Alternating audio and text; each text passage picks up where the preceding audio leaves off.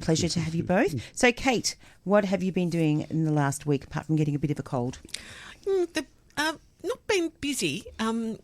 I was up in Palm Cove the week before, so that was pretty spiky. So I've come back and crashed a bit. But it's a week of MTC for me. And I don't think you've seen it, Nick, have you? My Sister Jill, you weren't Northern there? Theatre Company, no. So this is My Sister Jill is based on Patricia Cornelius's own novel. So it's her play. She's a wonderful Melbourne-based playwright who I've followed and watched and admired for many years. And over the last few years, she's become much more part of the mainstream, whereas she was considered sort of fringy before that. It's always that thing of people with incredible skills get sort of relegated to a particular box, but she's come out of that box and blossomed in this world of main stage. So this play has her idiosyncratic dialogue, which features what I describe as Australian vernacular laced with a vivid lyrical imagery and an emotional urgency that's matched also by the physicality and dynamic energy of Susie D's direction. Susie D, another terrific personality director, works always with Patricia Cornelius, and they're a great team. And it's just lovely to see them on the MTC stage. So adapted, as I said, from her novel, and it's a provocative family drama that tracks the life of an ordinary Aussie family.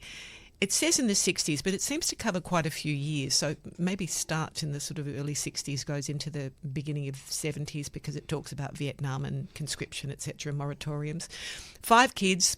The family contends with the aftermath of the Second World War because Dad was a POW survivor of the Japanese camps, and the younger sister, the youngest child, Christine, is played by Angourie Rice, who some may have seen in East End, Eastwick. Oh, I've forgotten the story with Kate Winslet. Anyway, Australian young actress who's worked overseas as well. She often acts as a narrator in the play. So this younger child hero worships the dad and says, my dad's wonderful, my dad's strong, my dad can deal with anything, I want him to tell his stories. So she keeps urging him to tell these POW stories, which are quite grim, grueling and gruesome, even some of them, and his survival when his boat, POW boat, was torpedoed and he had to hang on to a raft for days.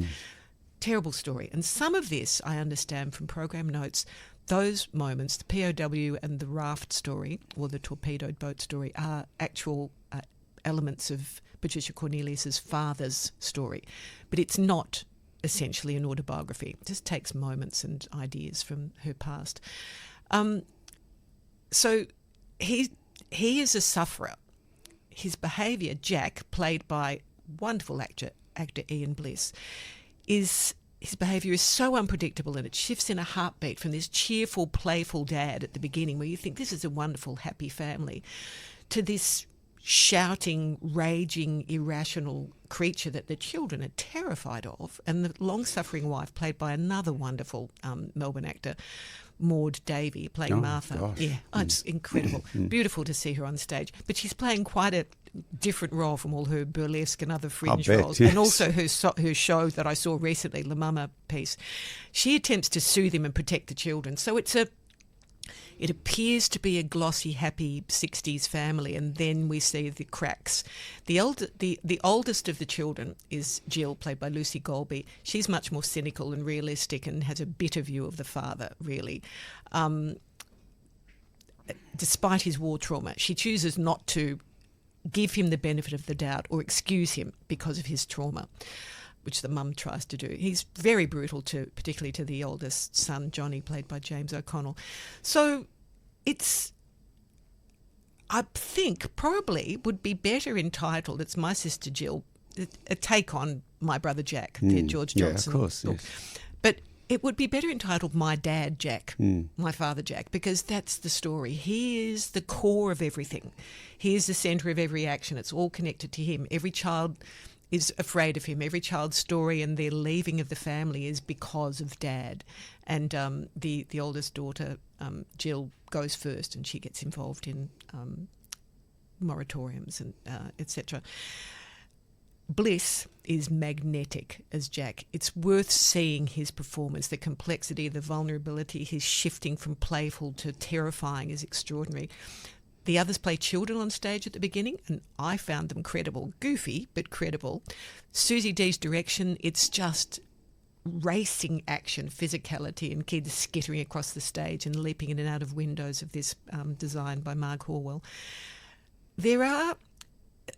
her direction is deft, it's lively, it makes the language, Cornelius's language, sing, and the characters makes them human and the stage vital and energetic. There are some problems in the structure of the adaptation. I think it's the adaptation. I've not read the novel. Is there any sense of resolution in the whole thing? No, that's my concern, one of the concerns about it. So thank you for asking that, because it feels like the first hour deals with them when they're younger and we're finding out about Dad and we're hearing his stories and we're seeing the children's reaction. And then it starts leaping forward in episodes, short episodes, which feels like it's covering a lot of the novel. It's very difficult to adapt a novel, just as it's difficult to adapt an autobiography because the life doesn't fall into a dramatic arc very easily.